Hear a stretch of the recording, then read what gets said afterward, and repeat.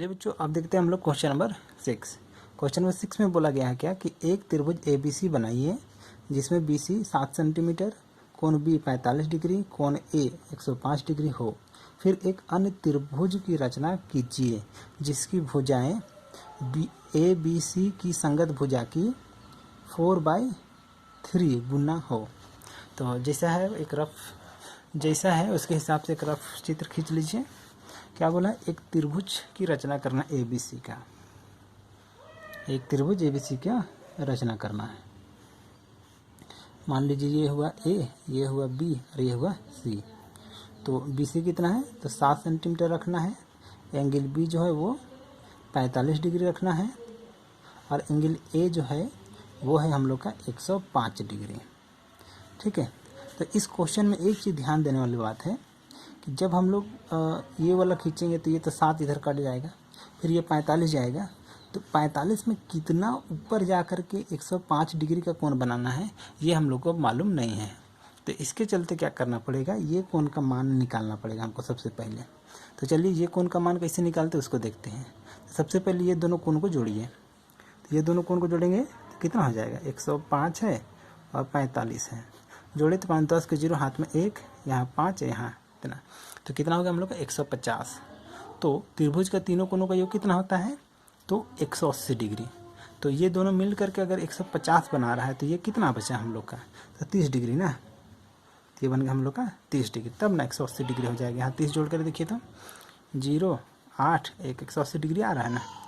तो इसलिए हम लोग जान गए कि यहाँ पर हम लोग का बनेगा 30 डिग्री। तो सबसे पहला काम यही करना पड़ेगा कि यहाँ का कोण का कितना मान होगा वो हम लोग को निकालना पड़ेगा। उसके बाद अब सिंपल है, जैसे हम लोग बाकी क्वेश्चन को बनाए हैं वैसे ये भी बनेगा। तो उसके लिए क्या करना पड़ेगा? तो सबसे पहले त्रिभुज बनाएंगे। तो चलिए त्रिभुज बनाते हैं। इस तरह से लाइन खींच दिए। कितना इसको काटना है? तो 7 काटना है ना। तो 7 का काटने के लिए 7 का चाप लीजिए, 0 में रखिए और इसको 7 इस तरह से खोल दिए। इस तरह से यहाँ पहले एंड पॉइंट भी बना लीजिए। यहाँ एंड पॉइंट बनाने के बाद यहाँ रखिए इसको और यहाँ 7 काट दीजिए। तो ये कितना बन गया हम लोग का? B। और ये कितना हो गया हम लोग का? C।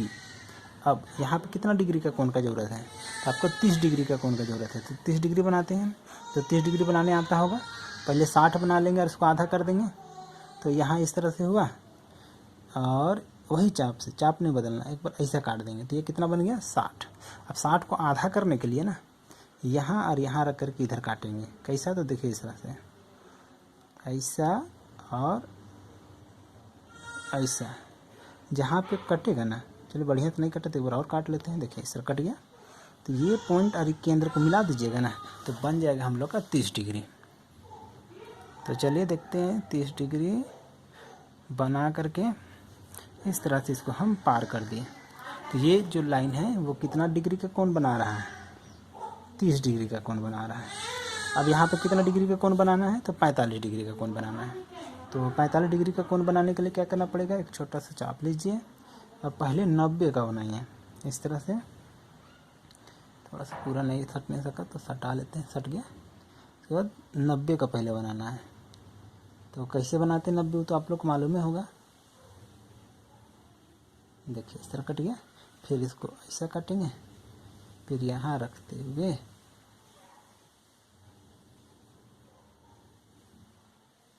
इस तरह काट देंगे और इसको हम लोग डॉट डॉट करके मिलाएंगे, क्योंकि हम लोग 45 ना चाहिए, 90 नहीं ना चाहिए।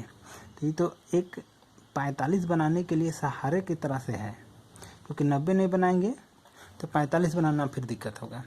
तो इसके चलते 90 बनाए, आप 45 बना रहे हैं। 45 के लिए 90 का आधा करना पड़ेगा। तो यहाँ और यहाँ रख करके इसको काटेंगे। तो यहाँ रखिए इस तरह और एक छोटा सा चाप इस तरह ले करके इसको इस तरह से काट दिए। ये हम लोग का इस तरह से होने जा रहा है 45 डिग्री। तो यहाँ पे है हम लोग का पॉइंट और यहाँ पे है पॉइंट। अच्छा से देखते हुए मिला देंगे ना।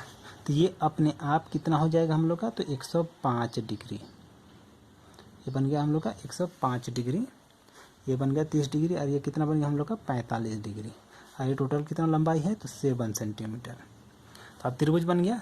अब एक और त्रिभुज का रचना करना है जो इस त्रिभुज की संगत भुजा का कितना गुना रहेगा, तो बोला है क्वेश्चन में कितना, तो 4/3 गुना रहेगा। तो इसके लिए क्या करना है, सभी क्वेश्चन में आप एक ही प्रोसेस है आप लोग, और आप लोग जानते ही होंगे क्या करना है। तो न्यून कोण बनाते हुए इस तरह से एक लाइन खींच देंगे, इसको कितना बार काटेंगे, तो अंश और हर दोनों में से जो बड़ा रहेगा उतना बार, तो ये बड़ा है तो इतना बार काटेंगे, मीनिंग 4 बड़ा है ना तो 4 बार काटेंगे। छोटा सा चाप ले लीजिए इस तरह से और इसको इस तरह से काटना शुरू कीजिए। 1 2 3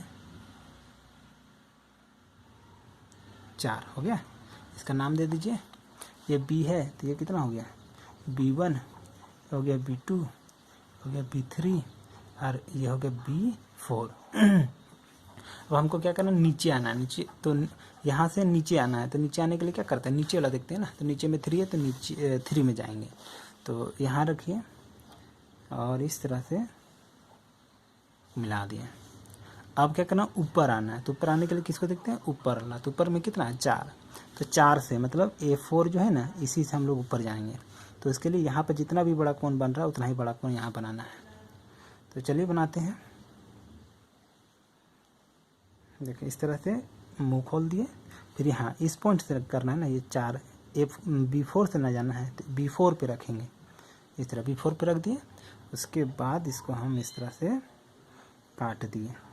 अब कोण मापेंगे, तो यहाँ रखिए और इसको कोण को इस तरह से माप दीजिए, फिर यहाँ रख करके इस तरह इसको मिला दीजिए। अब या तो ऐसा करके इसको मिलाइए या तो कॉपी को पलटा करके कीजिए, जैसा आपको अच्छा लगे तो वैसा करके आप इसको खींच सकते हैं। पलटा कर अगर खींचिएगा तो आप और अच्छा मेरे अंदाज से स्ट्रेट लाइन खींच पाइएगा, इसलिए कॉपी पलटा के ही बनाइए। देखिए यहाँ है, अब देखिए समांतर भी दिख रहा है, तो इस तरह से अब हम लोग इसको मिला देंगे, तो ये बन गया हम लोग का C डैश।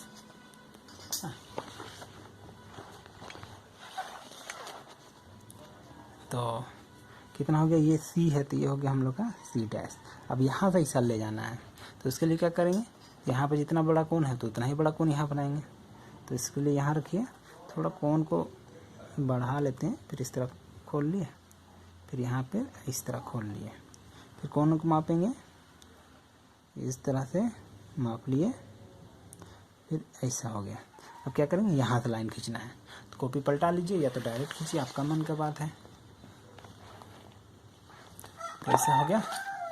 देखिए कहाँ कहाँ है हम लोग का, तो एक ये है और एक कहाँ गया, ये वाला है ना। तो चलिए मिलाते हैं,